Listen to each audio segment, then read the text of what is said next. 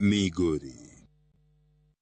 Erokamano jo Juma kowuok kaunti ma Migori. Ka udhi nyime en jodito mag arita mawuok Garissa ogolo siem mager ne rawere ma jonjore mamonjo ji ka gitiyo kod pala e alwora ma kono ka giloso nyasi mar chiwo puoch ne jogo matiyo kanyakla e chiwo arita e alworagi. Commissioner e gwenge mag North Eastern John Otieno ojiwo jodak ma kono mondo ogol nying jogo ma giparo ni jonjore mondo okawnegi okang' mar chik.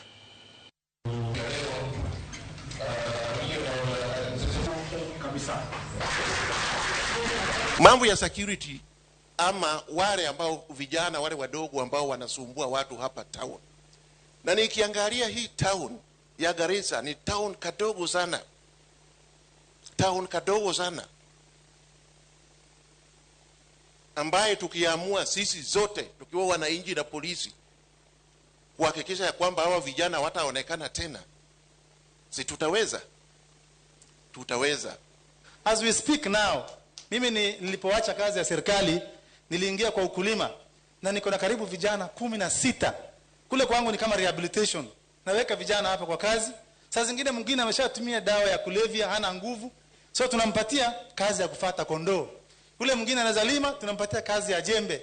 Yule ambaye anachunga milango tunamwambia huyu ni muizi, na yule ambaye unamchunga pia ni muizi.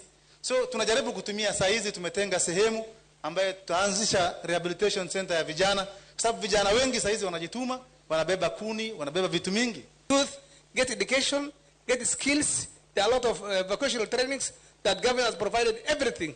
Government has tried. There's help loan, there's bursary, kuna elimu. There's no way that today you can say that mimi sina elimu ya kutafuta kazi. Na kazi ya Kenya peke yake. Utaenda Uarabuni, utaenda kila mahali, utaenda Europe, utaenda America if you have those skills. Please, there are a lot of skills, vocational skills that are being learned in these institutions, which are free. Youth, empower yourself, that one. Familia moro e gwenge mag